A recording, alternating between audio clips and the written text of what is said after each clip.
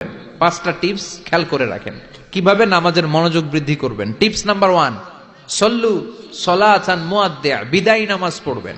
মনে করবেন হতে পারে আজকের এই নামাজটাই আমার জীবনের শেষ নামাজ। এখন বাজে 10:30, আপনাকে বলা হলো আজ রাত 1টার দিকে আপনার জীবনের হায়াত ফুরিয়ে যাবে। চলে যাওয়া লাগবে না? আমাদের থাকতে পারবো আমরা? চলে যাওয়া লাগবে। রাত 1টায় মালাকুল মাউত চলে এসে রূহ কবজ করে নিয়ে যাবে। আর 1.5 ঘন্টা আপনার হাতে সময়। এই 1.5 ঘন্টায় আপনি নামাজ রোজা যা পারেন করে নেন। আপনার হুঁশ থাকবে? কথা কন। 1.5 ঘন্টা পরে আপনার মরণ। আপনি তাড়াতাড়ি করে অজু করে আসবেন, যায় নামাজে দাঁড়াবেন, মনে মনে ভাববেন আজকে জনমের মতো মাফসাম আল্লাহর কাছে, আকাম কুকাম যা করছি সব কাইন্দা একেবারে মাফ করায় ফেলাম আল্লাহর কাছে, ঠিক কিনা? সেদিন আপনি অজু করবেন চমৎকার ভাবে পাঞ্জাবিটা পরে, আতর মেখে, টুপিটা পরে মুসল্লার মধ্যে দাঁড়িয়ে আল্লাহু আকবার বলে নামাজ শুরু করবেন। ওই দিনের নামাজে আপনার কোনো তাড়াহুড়ো নাই। আছে? আজীবন তাড়াহুড়ো করছেন, কিন্তু ওই দিন আপনার তাড়াহুড়ো নাই। ওই দিনের রুকুটা আপনার জীবনের শ্রেষ্ঠতম রুকু হয়ে যাবে। ওই দিনের সেজদাটা আপনার জীবনের শ্রেষ্ঠতম সেজদা হয়ে যাবে। ওই দিন আপনি সেজদায় পড়ে চোখের পানি দিয়ে জায়নামাজ ভিজিয়ে দিবেন না? কথা বলেন, দেবেন না? এর কারণ আপনি জেনে গেছেন এটাই আপনার জীবনের শেষ নামাজ, ঠিক কিনা? তো এই যে প্রত্যেক নামাজের সময় মসজিদে যে আল্লাহু আকবার বলে যে দাঁড়াই, এই নামাজের পরে আবার কোন নামাজের চান্স আমি জীবনে পাবো কিনা কোনো গ্যারান্টি আছে? চিল্লায় বলতে হবে, গ্যারান্টি আছে? আরো 30 মিনিট আমরা সবাই বেঁচে থাকবো, গ্যারান্টি? আরো 10 মিনিট বাঁচবো, গ্যারান্টি? শ্বাস যেটা ভিতরে নিলাম ফেলতে পারবো, কোনো গ্যারান্টি আছে? তাহলে প্রতিটা নামাজের সময় আমরা এই কথাটা ভাবি না কেন যে হতে পারে এই নামাজটাই আমার জীবনের শেষ নামাজ, হতে পারে আজকের এই সেজদাটা আমার জীবনের শেষ সেজদা। চিল্লায় বলেন ঠিক কিনা? বিশ্বনবী শিখায় দিলেন মনোযোগায়নের প্রথম পদ্ধতি। নামাজে মনোযোগ থাকে না, মনোযোগ যদি বাড়াতে চাও ভাবো এটাই হতে পারে জীবনের শেষ নামাজ। সল্লু সালাতান মুআদ্দিয়া, perform the salah as if this is your last and final prayer. এমন ভাবে নামাজ পড়ো মনে করো এটাই হতে পারে জীবনের শেষ নামাজ। আজকে থেকে প্রত্যেকবার আল্লাহু আকবার বলার সময় এটা ভাবতে পারবো না আমরা যে হতে পারে এই নামাজটা আমার শেষ নামাজ? এই চিন্তাটা মাথার মধ্যে রাখার দরকার আছে না নাই? সাইয়েদনা আলী রাদিয়াল্লাহু তাআলা আনহু, উনি যখন নামাজে দাঁড়াতেন দিন দুনিয়ার হুঁশ থাকতো না। উনার পায়ের মধ্যে জিহাদের ময়দানে তীর ঢুকেছে। তীর বের করতে গেলেই চিৎকার মারে, কাউরে তীর ধরতে দেয় না। বিশ্বনবী বললেন, বেলাল আকিমিস সালাহ, নামাজের একামত দাও। নামাজ শুরু করার আগে এক সাহাবীরে বললেন, নামাজের মাঝখান দিয়ে যে তুমি আলীর পা থেকে টেনে তীর বের করবে, কারণ আমি জানি আমার মেয়ের জামাই আলী যখন নামাজের যায় নামাজে দাঁড়ায় দিন দুনিয়ার কোনো হুঁশ আলীর আর থাকে না। একামত হল আল্লাহু আকবার, আল্লাহু আকবার। বিশ্বনবী নামাজ শুরু করলেন, রুকু দিলেন, সিজদা দিলেন। দ্বিতীয় রাকাতের জন্য যখন দাঁড়ালেন, বিশ্বনবীর কথা মতো এই সাহাবী যে কাতারের মাঝখানে সাইয়েদনা আলীর পা থেকে গায়ে যত জোর ছিল টান মেরে তীর বের করেছে, ফিনকে দিয়ে রক্ত বের হয়েছে। সাইয়েদনা আলী মুহূর্তের জন্য টের পায় নাই। নামাজ শেষ, সালাম ফিরালেন, তাকিয়ে দেখে পায়ে তীর নাই, চারদিকে শুধু রক্তের বন্যা। বিশ্বনবী বললেন, ও আলী চিন্তা করো না, আমার কথা মতো এক সাহাবী তোমার পা থেকে তীর বের করেছে। আমি জানি যখন তুমি নামাজের মুসল্লায় দাঁড়িয়ে যাও তোমার মনটা দুনিয়ায় থাকে না, তোমার মনটা আল্লাহর আরশের দিকে চলে যায়।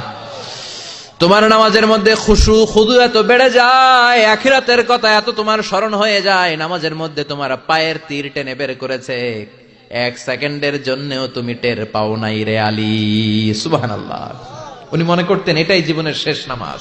সাহাবারা যখন মরুভূমিতে নামাজ পড়তে দাঁড়াতেন, আকাশের পাখিগুলো এসে সাহাবাদের মাথার মধ্যে বসে যেত। মরুভূমির পাখিগুলো মনে করতে এগুলো খেজুর গাছ। কি মনে করে বসতো? কথা বলে না, জোরে কন। আছে, এলাকা আছে খেজুরের রস হয়? হ্যাঁ হইছে? খাইছেন? পাখিগুলো মনে করতে এগুলো খেজুর গাছ, কারণ সাহাবারা নড়ে না, চড়ে না, ডানে বায়ে তাকায় না। খেজুর গাছ যেদিন ঠায় দাঁড়িয়ে থাকে, সাহাবারা ঠায় দাঁড়িয়ে থেকে নামাজ পড়তেন। চিল্লায় এখন আল্লাহু আকবার। তাহলে মনোযোগ বৃদ্ধির 1 নাম্বার পদ্ধতি, মুসল্লায় যখন দাঁড়াবো ভাববো এটাই আমার জীবনের শেষ নামাজ। এরপরে হয়তো নামাজের সুযোগ নাও পেতে পারি, ঠিক কিনা? 2 নাম্বার পদ্ধতি হলো নামাজের মধ্যে আহকাম এবং আরকান গুলো ধীরস্থির ভাবে আদায় করতে হবে, তাড়াহুড়ো নামাজের মধ্যে করা যাবে না। আমাদের হানাফি মাযহাবে তা'দিলুল আরকান এটা ওয়াজিব। রুকুনগুলো আদায় করার সময় ধীরস্থির ভাবে আদায় করা এটা হানাফি মাযহাবে কি ওয়াজিব। চিল্লায় বলেন, এটা কি ওয়াজিব। তরক করলে কি করতে হয়? হ্যাঁ, সহু সেজদা দিতে হয়। কিন্তু অন্যান্য মাযহাবে এটা ফরজ, এটা বাদ দিলে আপনার নামাজই হবে না, তাড়াহুড়ো করলে নামাজই হবে না। বিশ্বনবী দেখলেন মসজিদে নববীতে এক সাহাবী নামাজ পড়ে, নামাজ শেষে নবীর কাছে আসলে বিশ্বনবী বললেন সল্লি ফাইন্নাকা লাম তুসল্লি, নামাজ পড়ো কারণ তোমার নামাজ হয় নাই।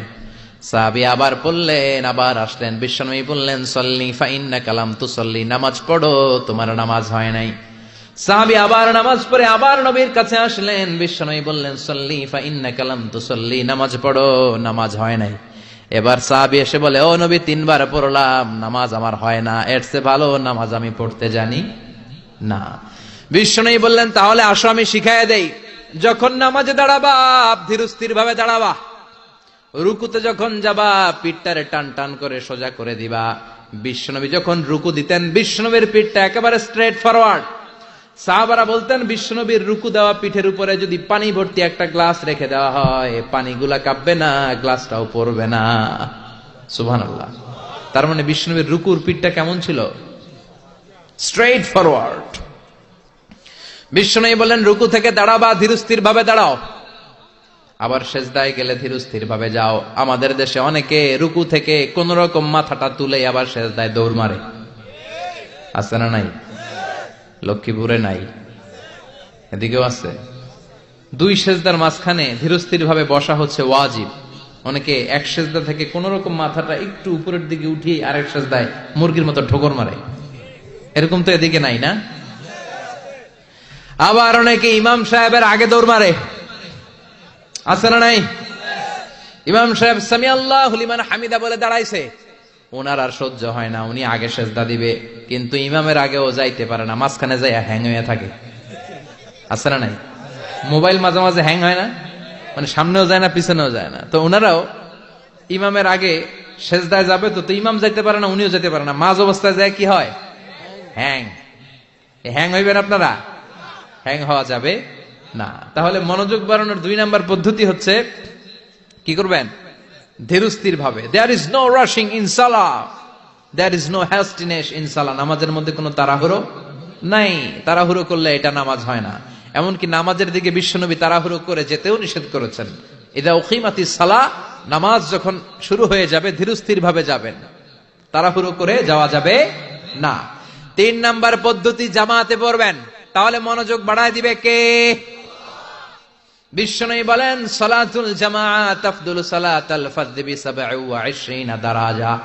একা একা নামাজ পড়লে যতটুকু সওয়াব হয়, জামাতে নামাজ পড়লে 27 গুণ বেশি সওয়াব হয়।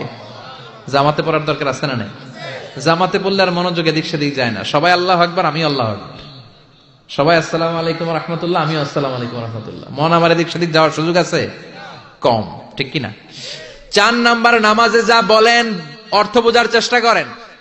আমরা সালাতে যেটা বলি এটার অর্থ বুঝি না। আমরা প্রতিদিন বলি আলহামদুলিল্লাহি রাব্বিল আর রহমানির মালিকি, আবার বলি সামি আল্লাহু লিমান হামিদা, কি কইলাম বুঝি নাই। সুবহান রাব্বিয়াল আলা মানে কি জানি না। আত-তাহিয়াত লিল্লাহি ওয়াস সালাওয়াত ওয়াত তাইয়্যিবাত অর্থ কি জানি না। এজন্য সালাতে যা বলেন এটা বুঝে বুঝে বলার চেষ্টা করেন।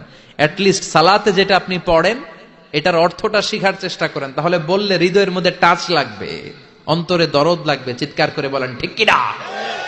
5 নাম্বার পদ্ধতি, নামাজের মধ্যে যে সুন্নাত গুলো আছে সুন্নাত গুলো আদায় করবেন, তাহলে নামাজের মধ্যে মনোযোগ বাড়াইয়া দিবে কে? হাত তোলা সুন্নাত তোলেন। রফউল ইয়াদাইন যদি করেন, অভ্যাস যদি থাকে, বারবার হাত তোলা তুলেন, প্রতিবার তুললে 10টা করে সওয়াব। আমিন বলবেন, যে মসজিদে জোরে জোরে বলেন, আস্তে তো আস্তে বলেন, কিন্তু বইলেন, বলার দরকার আছে না নাই? বিশ্বনবী বললেন ইদা আম্মানাল ইমাম আমিনু, ইমাম যখন আমিন বলে তোমরাও আমিন বলো, কারণ তোমরাও যখন আমিন বলো ফেরেশতারাও আমিন বলে।